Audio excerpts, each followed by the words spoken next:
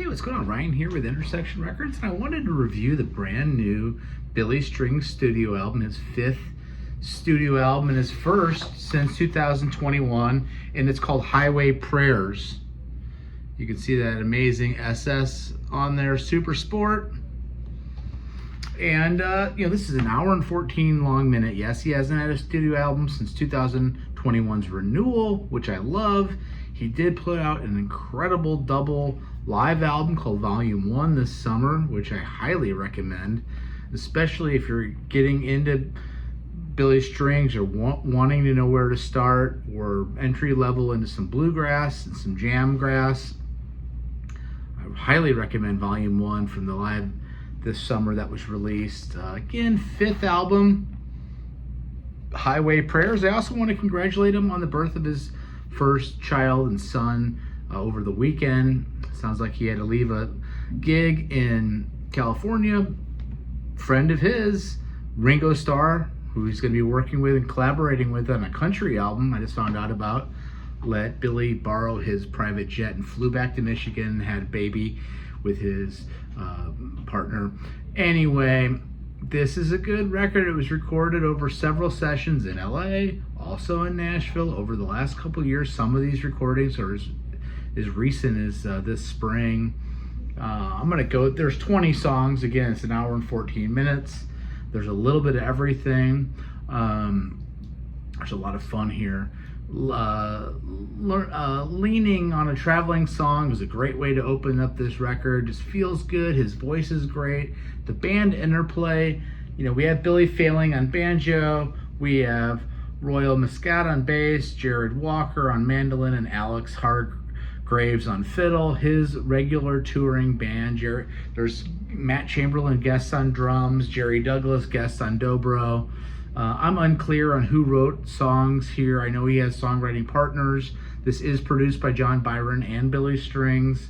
Billy's 31 years old. Feels like Billy's been around for a long time. God, he's a treasure in this music. If you like any kind of jam music or just great virtuoso playing on anything with 6 strings or 4 strings or 1 string or whatever, Billy can do it. His live shows are incredible.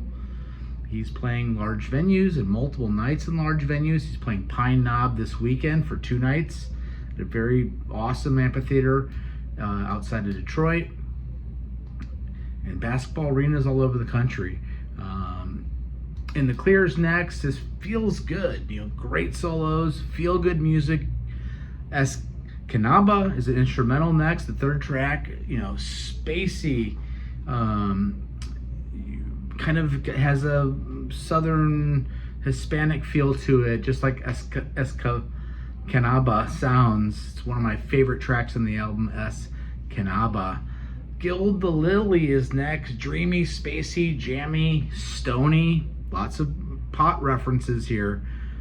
He is an advocate of being California sober, and there's lots of smoky, weedy, greeny, stony stuff going on all over this album. 7 Weeks in County. It's a song he's been playing live. It's already a fan favorite. Has this Western motif to it. A story song. Works really well. There's not a lot of reinventing of the bluegrass thing or some of the country thing here, but it's just a good, solid album. The next one's another favorite song of mine, Stratosphere Blues, which also then goes into a song called I Believe in You. Trippy, atmospheric, stratospheric, as the title says, in Stratosphere Blues. A top track again, absolutely gorgeous. Probably my favorite song. Cabin Song, fast bluegrass, very satisfying. Don't Be Calling Me at 4 a.m. Kind of a funny song about those phone calls that I used to be lucky enough to get at some point in my past. And don't be calling me at 4 a.m. looking for that, but man, it'd be kind of nice to get one of those calls at some point here in the near future. Malfunction Junction, great playing again, another instrumental. This album has some nice instrumentals on it, which break up some of the story songs. Catch and Release, kind of a Bob Dylan, think Bob Dylan blues, some of that stuff he did on some of his first albums where he's telling you a story and rhyming, and talks about kind of getting pulled over or busted with weed, but then getting let loose. Catch and Release, awesome song. Love that song. From a long tradition of that type of country / folk songs. Be Your Man, great band interplay again. The whole record, Alex Hargraves on fiddle, so amazing on this record and live in concert. It ain't before, bluegrass with some harmonica. My Alice is a throwback bluesy bluegrass. Another instrumental that I dig a lot called Stenny Stretch.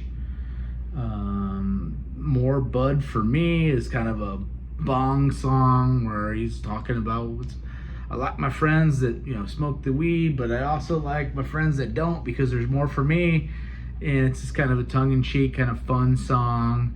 Leadfoot's next, already being played live. Awesome song here in the studio. Happy Hollow, again, just makes you feel good. This whole thing makes you feel good, like some bluegrass and some good acoustic picking does.